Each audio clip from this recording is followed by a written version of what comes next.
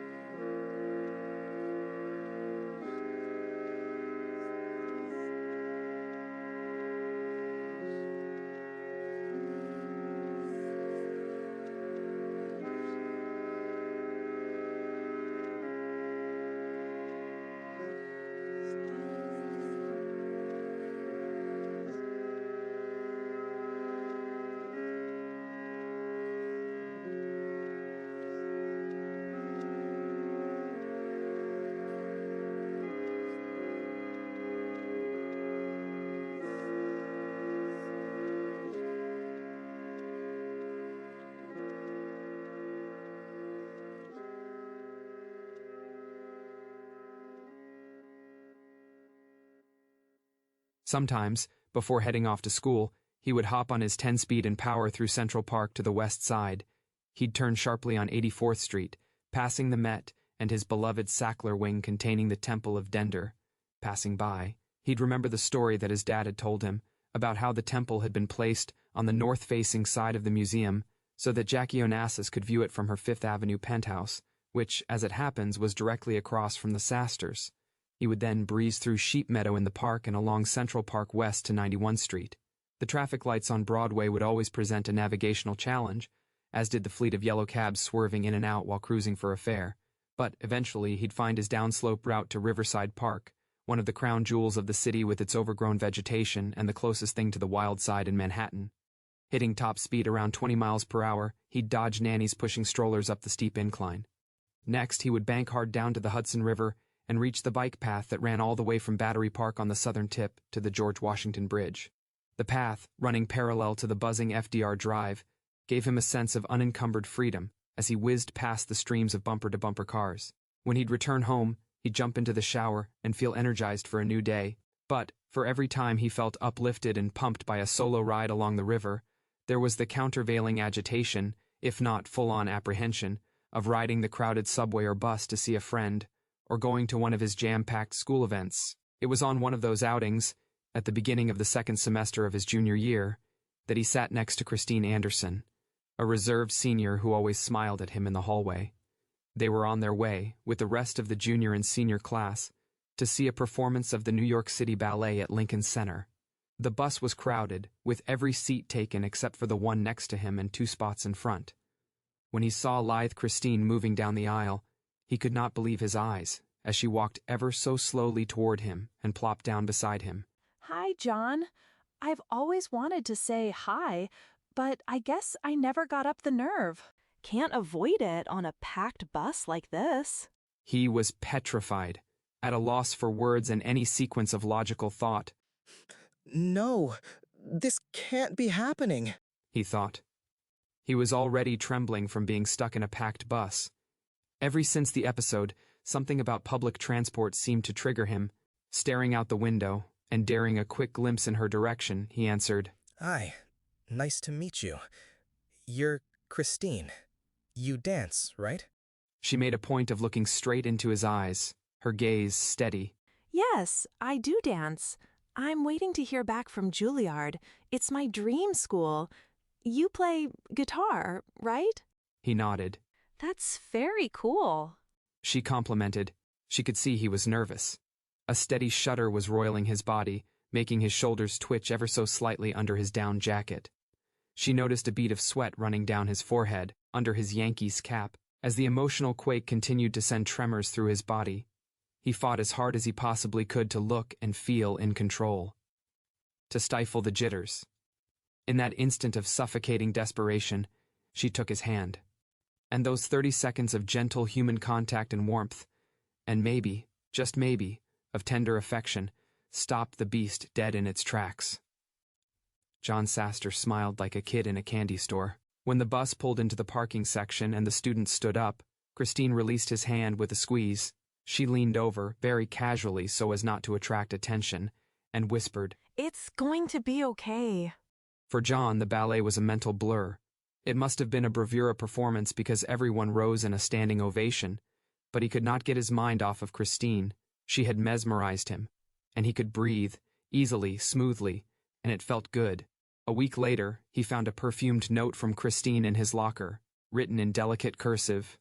"Wanna hang out? Let's meet at the Greek coffee shop across the Med." He didn't know how to respond. When he tried to write out a short yes note, his handwriting was so jumbled that he crumpled the note and threw it down the sewer on the walk home. He got lucky when he saw her leaving class a day later, nodded and said, Okay, cool. Yeah. Today? 4 o'clock? He held up 4 fingers, meekly. She smiled and nodded back, with a thumbs up. Awesome. He beamed. He arrived at 3:55 p.m., a habit of being early drilled into him by his dad. Showing up on time is your first step in nailing the deal. He'd come directly from school and wanted to settle in for a few before C appeared. When Christine didn't turn up at 4 on the dot, he started to shift awkwardly in his seat. How stupid was I to think she would follow through, that she actually wanted to meet me at a coffee shop, he thought, beating himself up internally. She was just being nice. As he was getting up to leave, he heard a cheery voice from behind. "Hey there, I was in the bathroom. Got here a little early." Oh, hi. Just got here myself. Sweet. "Let's get some food." She said, grabbing an open two-top by the window. "You okay? You look a little, pale. You doing the monk thing? Very medieval." I'm good. Probably need to get more sun.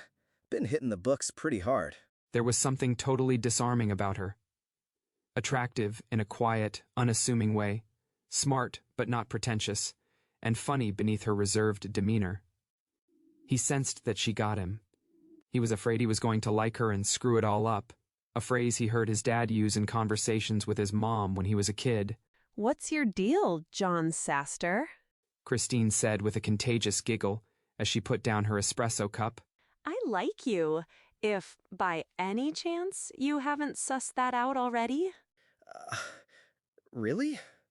I'm, embarrassed. He bumbled, turning beet red. Don't know what my deal is, to be honest. "You seem so, terribly shy. Always keeping to yourself. So, what do you do for fun? I know you play guitar. Do you play in a band or something?" Someday. I hope. I've written a few songs, here and there. A band? Yeah, that would be awesome. But my mom and dad would probably freak out if they thought I harbored some grandiose notion of being the next Eddie Vedder or John Bon Jovi. Pretty messed up. They have me on the corporate track. Whatever. He paused, taking a sip of cappuccino. And what about you? Professional dancer in the cards? Ballet? "Not really sure. Although that would be nice. I've always loved ballet, but it's 1 in 1,000 dancers who really make it. We'll see where fate takes me after college." He smiled at her. Just around the corner for you. Yeah, I'm excited and scared at the same time. It will be good to get away from home. Parents, they mean well, but they're all pretty crazy. They make it seem like life is predictable. Just trot down this yellow brick road to happiness. But hello, it's so totally not. You got that right. John laughed, loudly, with other diners looking over feeling intensely relieved that Christine was feeling it too. Yes, that weird, almost indescribable oppressive sense of expectancy that weighed on him for as long as he could remember, there in his cloistered, comfortable existence in a Fifth Avenue penthouse, year after youthful year.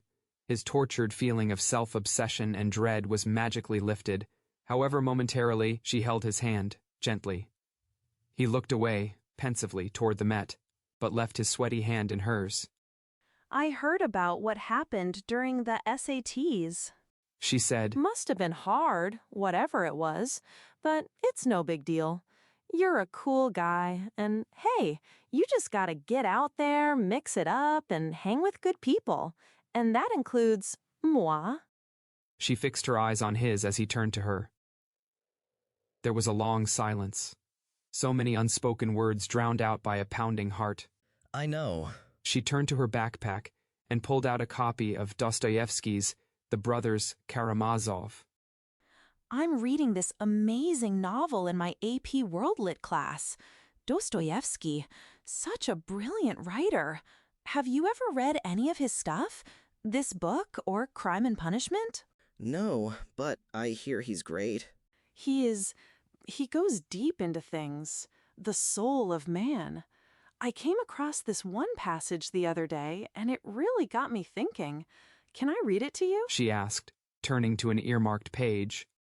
Yeah, sure. All ears. Well, it's a complicated story about 3 brothers and their wicked dad. Here's the part. The man who lies to himself and listens to his own lies comes to such a pass that he cannot distinguish the truth within him or around him, and so loses all respect for himself and for others. And having no respect, he ceases to love. And in order to occupy and distract himself without love, he gives way to passions and coarse pleasures, and sinks to bestiality in his vices, all from continual lying to other men and to himself.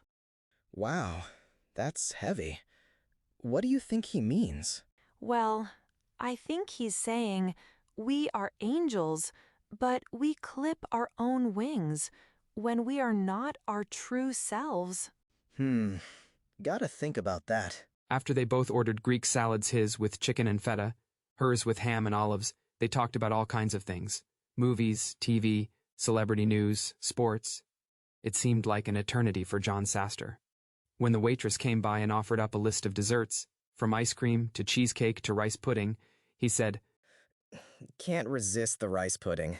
And 2 spoons, please. Christine smiled and dug into the creamy goo. They asked for the check, and she insisted on splitting it with him. I always go Dutch. With an affectionate look, she gave him a peck on the cheek and grabbed his hand. I like going Dutch, more than you know. Hey, gotta go, but let's do this again, okay? She beamed, snatching her backpack and heading out the door. John, inevitably, never mustered the nerve to ask her out. She's a senior, moving on to college, and way out of my league. He rationalized. He tried several times to write her a note, but it wasn't happening, and, since he had never asked for her number, he was up the proverbial creek. Saul. Passively, he just let it go, but, deep down, Christine had inspired him. There was no room for self-pity. March on, dude. Keep your shit together. When he retook the SAT in a private room, he aced it. 790 verbal and 770 math. Good enough for Harvard, and Princeton, and Yale, and Stanford. Oh yeah, Dad. And he dutifully applied, full suite, and got into all, but the hell with it. He was going to NYU, his safe school as his parents described it.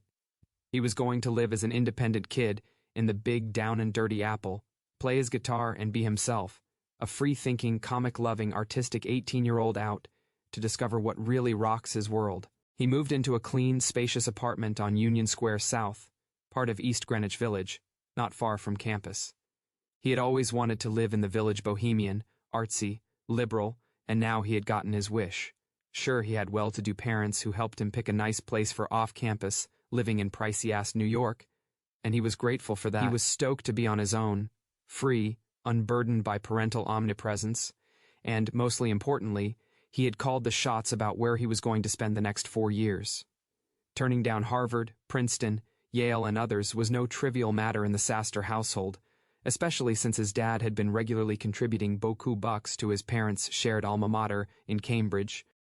As he unpacked his books, guitar, clothes, and cherished collection of comics in his new place, he kept hearing his dad's aggravated voice. What the hell? He gets in everywhere and chooses NYU, for God's sake. Yeah, Dad, that's right. Screw you. He kept saying to himself. He was thrilled to be out of the stuffy Upper East Side and into the young, buzzing lower end of Manhattan.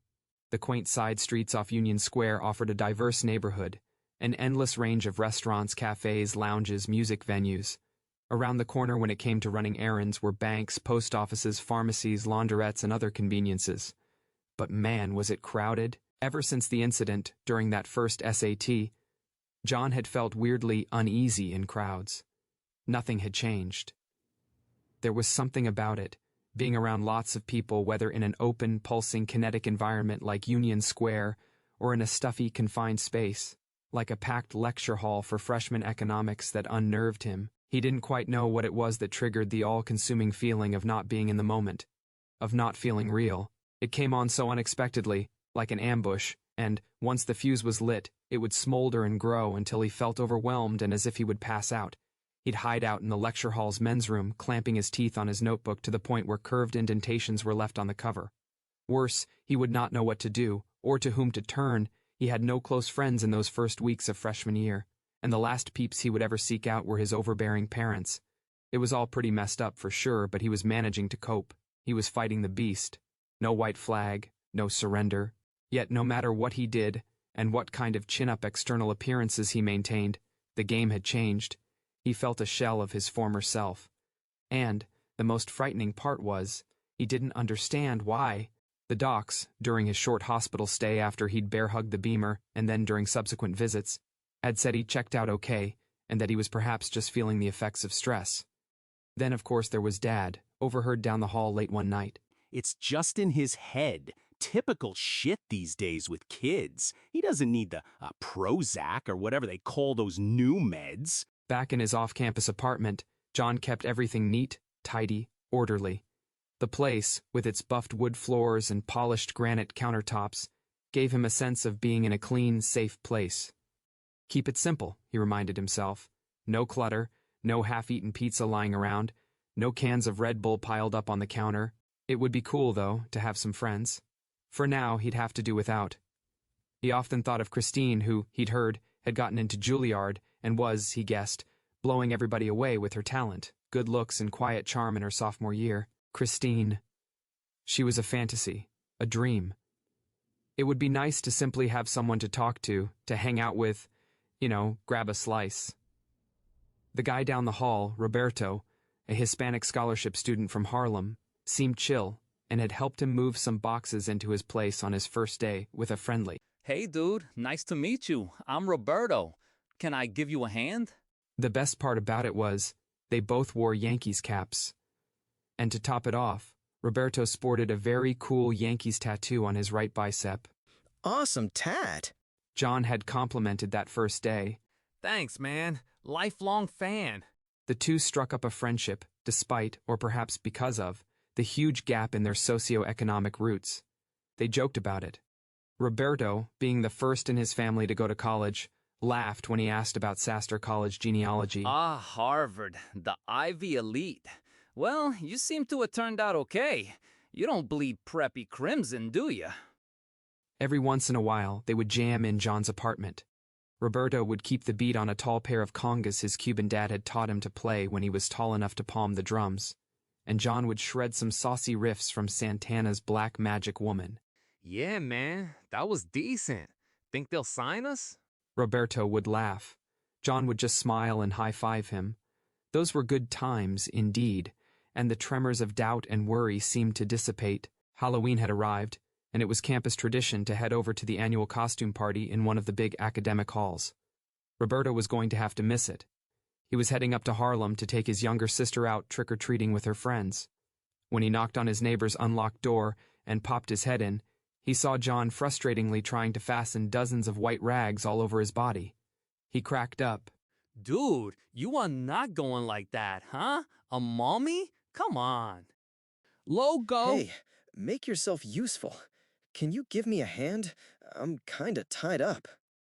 Roberto could see how much meticulous planning had gone into the getup. John had taken white t-shirts, dyed them with steep tea bags, torn them up into a dozen frayed-edge strips of cloth, wrapped them around every inch of his body, including his face, and then tied them together. There were tiny open slits for his eyes and mouth. Whoa, The freshman recluse was full-on ancient Egyptian and looked positively weird if not a little scary, especially when it came to the festering brown gel bits he had applied around his eyes. There was something authentic about it. Roberto had to grant his freaky hallmate. How the hell do you plan to walk in this gig? I'll manage. If you could just fasten this last bandage behind my head, I'll be good to go. Roberto lent a hand and walked John to the door. Good luck, dude. You look killer. When John arrived at the Ghouls of Gotham party, he could see everybody dressed up in punk rock attire, dyed blue and black spiky hair, chains, fluorescent body paint, and the like. Spotting a few attractive freshman girls he recognized, he awkwardly walked over to them. They stared at him quizzically as he approached. Well, look at you, a mummy. A tall brunette holding a battle axe said, cracking up uncontrollably. A real stiffy. John moved a few inches closer, not realizing that a towering dude, probably from the basketball team, was hovering behind him and taking in the scene with a look of menacing derision. You put a lot into that, didn't you? Another girl commented, as she put her hand on his taped-up shoulder. Her words put a huge smile on John's face, but nobody could see the impact. I'm 2nd Dynasty, 2800 BC. He mumbled through the tape around his lips. Silence. John immediately launched into a muffled monologue. Well, in actual fact, the Egyptian mummification process took 2 months, between 60 and 70 days. Special priests did the work. The first step was removing all internal body parts that might decay. The brain, well, that was extracted by inserting special hooked instruments up through the nostrils. Looks of disgust washed across their faces. They backed off as if he were a total loser. Ugh, that guy is messed up. What a nerd. Doesn't have a clue. Guy needs to get a life. John heard it all as they retreated. What an idiot. He mumbled to himself. But that wasn't the end of the diss, the total humiliation, directed at him. The big dude standing behind him, obviously the jock boyfriend of one of the hot girls in his momentary fan club, had seen the monologue go down. He was going to have some fun. Ah, what do we have here? Mummy's boy. He grabbed the wraps covering John's chest and waist and tore them off. There John Saster stood, his white underwear the only thing left on his lower body. He had no idea just how ridiculous and exposed he looked. The tea bags had stained his underwear in the wrong place, and his armpits were soaked and reeked. I'm such a freak, he thought. He kept repeating the phrase inside his head. As he made his way to the exit door, he could hear people laughing and snickering. What the hell, was the nicest remark in earshot, as he pulled himself along the wall of the auditorium building, stained bandages trailing his every labored step. One, looking like toilet paper, stuck to his sneaks. The humiliation was devastating, but the tingling paralysis he could not move in any normal fashion was truly terrifying. It was as if there was no air, no oxygen feeding his muscles. His head pounded. He was trembling and shaking. He was all but immobilized, pulling himself inch by inch along the marble facade of the building. People stared at him, thinking he was some kind of drunk or a stoned undergrad who had overdone it just a bit on lewds. Electric acid.